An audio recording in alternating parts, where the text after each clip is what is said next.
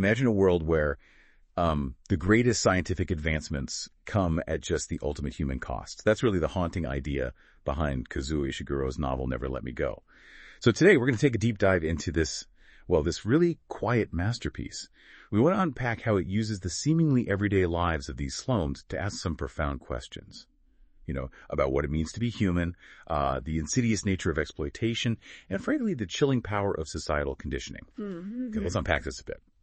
The clones in the novel, they possess deep friendships, love, jealousy. They even create art.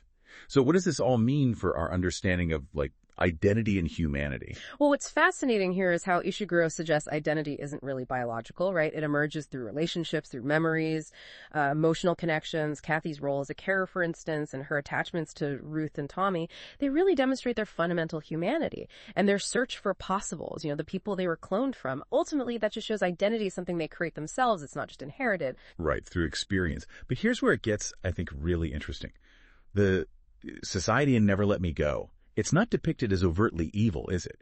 Yet it's completely built on this exploitation. Yeah. How do both the quote-unquote good people, like the Guardians, and even the clones themselves kind of contribute to this morally ambiguous system? Yeah, that ambiguity is key. The Guardians at Hailsham, despite their genuine care, or what seems like genuine care, they are absolutely complicit. They convince themselves that giving the clones a humane childhood somehow justifies the horror of organ harvesting later. But justification. Exactly. And the broader society, it just benefits while maintaining this sort of willful ignorance. It really highlights that societal inequality aspect. And yes, even the clones participate. Think about Kathy serving as a carer, helping others through their donations. It really mirrors real-world systems of oppression where individuals, sometimes unwittingly, become complicit in these harmful structures. That passivity is maybe the most disturbing part for many readers. The clones' acceptance of their fate. Why no rebellion? What does this tell us about free will, maybe, and social conditioning? It does raise huge question. Their acceptance, it stems from really thorough conditioning. It's ingrained from the start.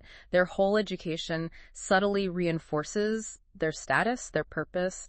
It's revealed gradually, when it's psychologically almost too late to resist effectively. Oh, okay. They're isolated. They don't see alternatives. So they focus on these small privileges or maybe getting a deferral, which gives them this illusion of agency, some control.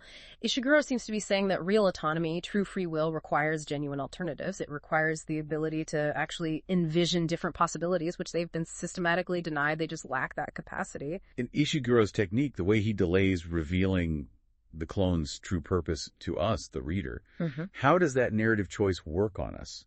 How does it deepen our emotional engagement and maybe provoke some moral reflection? Oh, it's masterful. By initially presenting what looks like a pretty ordinary, maybe slightly odd boarding school, he lets you, the reader, develop real emotional attachments to Kathy, Ruth, and Tommy. You connect with them before you understand their tragic fate. Right, you're invested. Exactly. So it mirrors the clone's own slow realization. It pulls you right into their world, their perspective. Then, when the horror finally becomes clear, you experience something like their own dawning understanding. It forces you to confront your own assumptions, maybe your own potential complicity in just looking away from uncomfortable truths. So if we connect all this then to the big picture, especially thinking about scientific progress and ethics today, what are the big questions the novel really compels us to ask about human cloning, organ donation, things like that? Yeah, connecting it outwards. The novel profoundly questions whether medical advances, however beneficial they might seem, can ever justify these fundamental violations of, human dignity. It asks, point blank, what defines a human being? Is it consciousness, emotion, the capacity to suffer, or just, your genetic origin? It's a powerful critique of any society that treats conscious beings purely as a means to an end. It highlights how easily convenience for the majority can just bulldoze ethical responsibility, especially when a group is effectively dehumanized.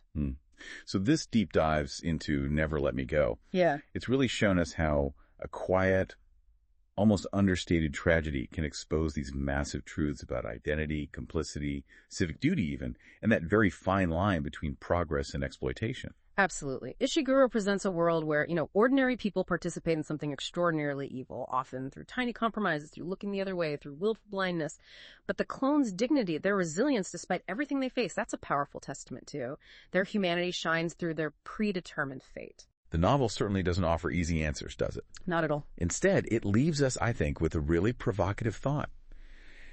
If we as a society accept or even just ignore the exploitation of any group for our own benefit, what does that ultimately say about our humanity? Something to mull over until our next deep dive.